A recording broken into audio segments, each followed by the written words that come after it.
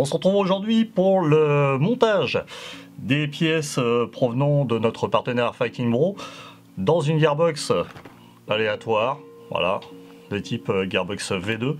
Donc on va passer à toutes les étapes de montage, donc ce qui est engrenage, calage, cylindre, piston, tête de piston, tapered plate et tout ce qui va vraiment à l'intérieur de la gearbox. Et ensuite la remontée avec le moteur qui nous a été fourni en high speed et remonter ceci dans une réplique et faire des tests de tir. Donc là la gearbox est montée en bearing. Donc je vais pas changer les bearings puisque dans les éléments que Fighting Bro m'a fourni, je n'ai pas ces pièces là de rechange, donc je vais laisser celles qui étaient montées déjà dans la gearbox. En premier lieu, on va dégraisser l'interne des deux parties de la gearbox pour avoir vraiment un support propre. Il va falloir dégraisser si celle-ci a déjà été utilisée auparavant sur un autre montage, puis commencer à installer tous les éléments. Donc on commencera par les engrenages et les shims.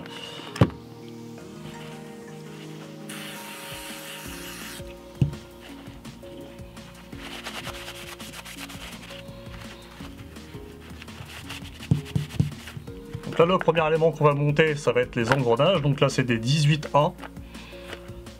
On a les shims, donc il va falloir accorder ces deux parties à l'intérieur de la gearbox, refermer celle-ci et les tourner à la main après avoir bien serré comme si la gearbox était terminée, pour voir si les engrenages n'ont pas de jeu et tournent correctement sans bruit. Donc la première chose à faire, ça va être de prendre la gearbox, placer les engrenages à leur position finale,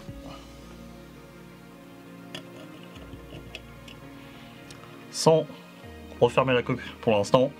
Vous allez tourner et voir si par exemple chaque élément a une friction déjà. Ce premier engrenage, voir s'il a un frottement. Donc on voit déjà qu'il frotte sur la coque, donc il faudra rajouter une cale derrière celui-ci. On peut prendre le deuxième. Donc là normalement il ne frotte pas. Et le dernier,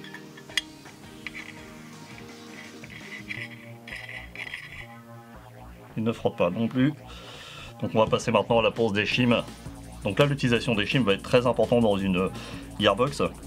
Ça va permettre aux engrenages de ne pas frotter et d'avoir un calage parfait pour ne pas user prématurément ces engrenages. Donc là sur le premier engrenage, j'ai mis une shim de 0,5 et quand je tourne, je n'ai plus le frottement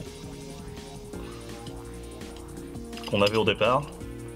Alors évidemment là, comme c'est pas stabilisé par la deuxième partie de la gearbox, je peux appuyer et mettre un petit peu l'engrenage de travers et du coup ça va toucher évidemment sur la carcasse. Et quand je fais tourner seul, je n'ai plus de bruit de frottement. Alors évidemment le seul bruit qu'on peut avoir, c'est le bruit du bearing et l'absence de graisse. Donc là dans la partie suivante, vous allez prendre chaque engrenage et faire la même opération que pour le premier engrenage, et vous passerez ensuite à la fermeture de la gearbox, voir si vous avez besoin de caler au niveau de la deuxième partie de la coque.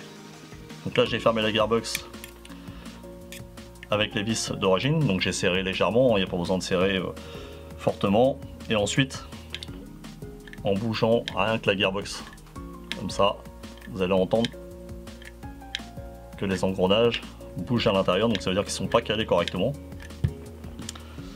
En prenant un tournevis, vous allez pouvoir appuyer sur les axes et voir et vous rendre compte surtout de l'épaisseur qu'il faudra pour pouvoir caler vos engrenages et ne plus avoir du tout de jeu et avoir un fonctionnement parfait des engrenages.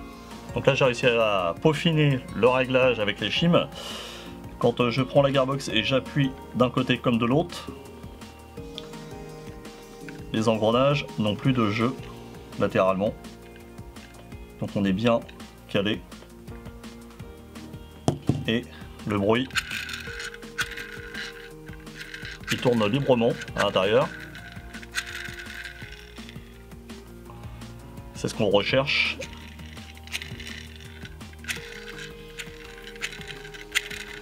Donc là il restera juste à mettre de la graisse.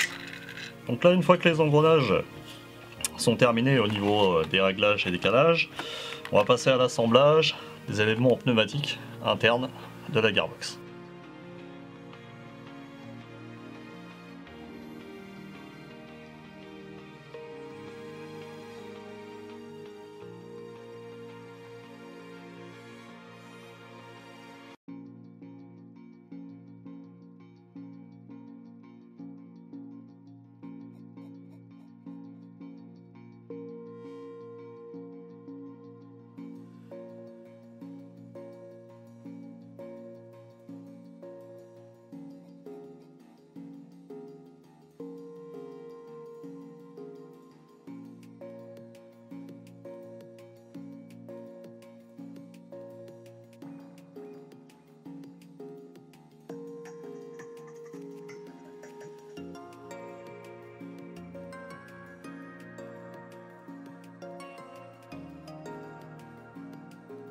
Alors graissez également légèrement l'entrée du cylindre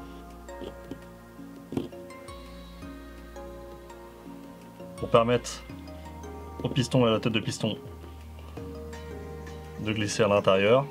Alors pas besoin d'en mettre énormément, juste assez pour que le mécanisme puisse se faire correctement sans perdre l'étanchéité de celui-ci.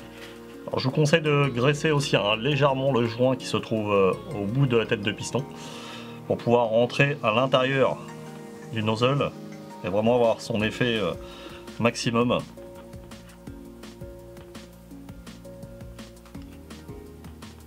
Donc, on sent qu'il y a une résistance.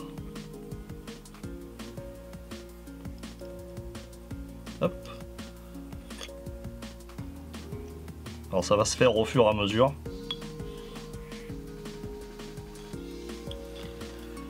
Là si je regarde le niveau de l'étanchéité, je mets mon doigt au bout.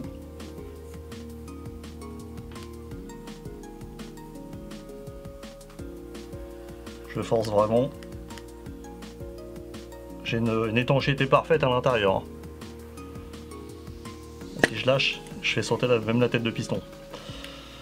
Donc là, pour vous montrer un petit peu comment va réagir la tête de cylindre et la tête de piston, les deux éléments vont rentrer vraiment l'un dans l'autre et permettre une étanchéité et une utilisation du volume optimale. Donc là, on va continuer le montage des pièces à l'intérieur de la gearbox. Donc là, on va monter le cut-off lever suivi du selector plate.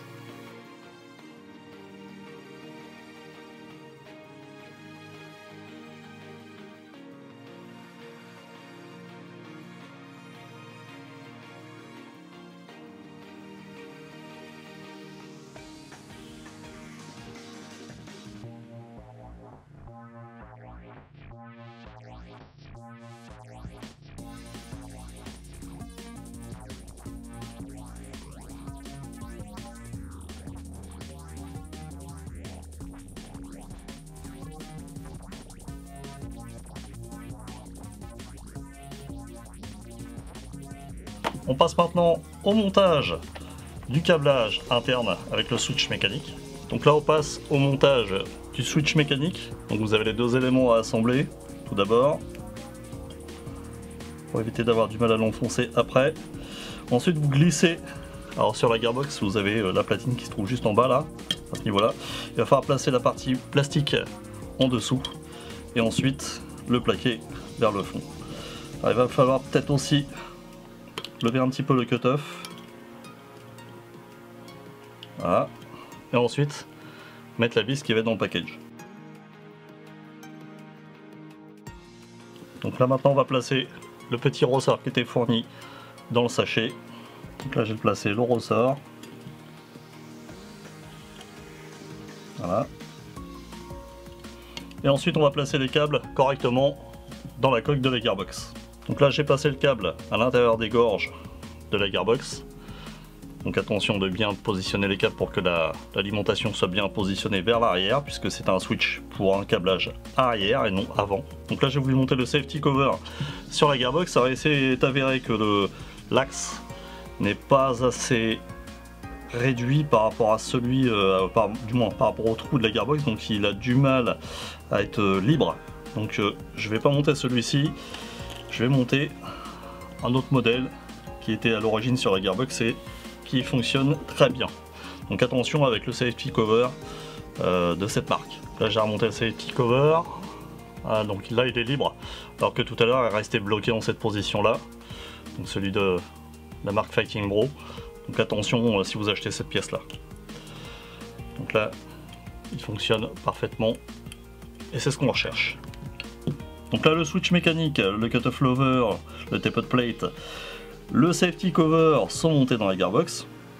Donc là je vais pouvoir procéder au montage des engrenages du système pneumatique du tapered plate dans la gearbox.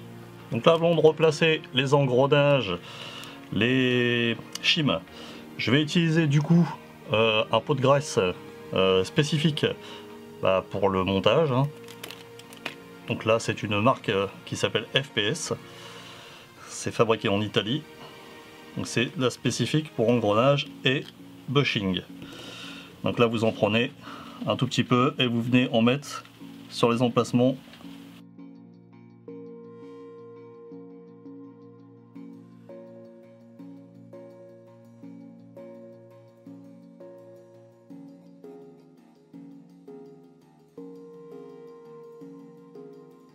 Donc là après avoir graissé correctement, je vais pouvoir remonter le système pneumatique.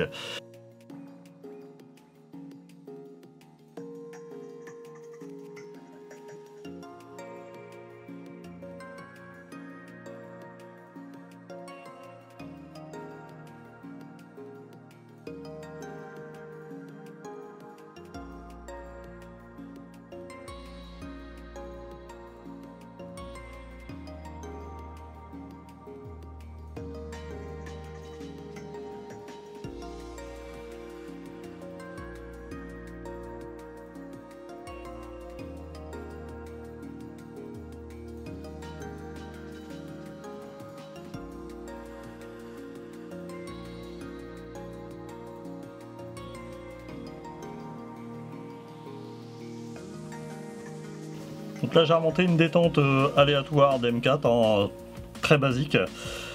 J'ai récupéré le ressort M90 que j'avais en stock.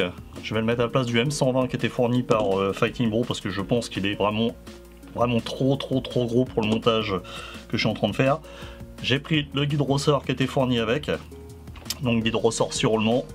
Donc il va me rester à mettre le ressort, le guide ressort, refermer la gearbox, mettre les vis et le montage sera terminé. Il ne restera plus qu'à installer dans un corps de M4 avec le moteur qui a été fourni par Fighting Bro et faire des essais de puissance.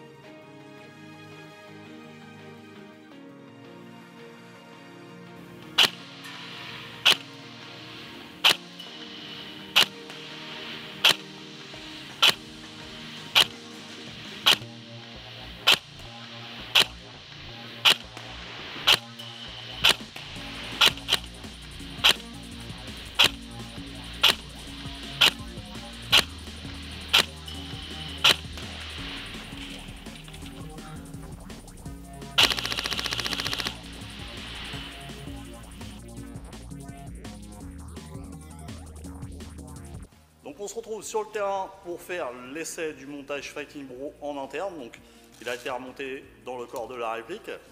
J'ai pris une batterie LiPo 7.4. Donc là vous avez bien la prise DIN avec le câblage argent de la réplique et de chez Fighting Bro. On va faire les essais, voir si la réplique fonctionne bien. Donc j'ai mis de la 0,20 à l'intérieur du chargeur et on va faire un essai sur mannequin. Alors, hop. Donc c'est bien le switch mécanique Fighting Bro et le moteur High Speed qui se trouve à l'intérieur. Donc on va voir ce que ça donne tout de suite en test de tir et en réactivité. Allez, c'est parti.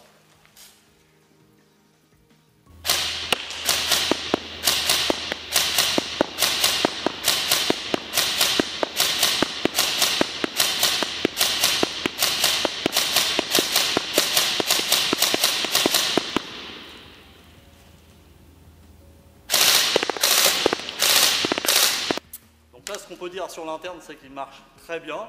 Il y aura peut-être un petit calage, encore des engrenages à faire pour améliorer le fonctionnement des engrenages à l'intérieur et qu'il y a un petit bruit là, qui est un petit peu gênant lors des tirs. Mais le système pneumatique fonctionne très bien. Donc...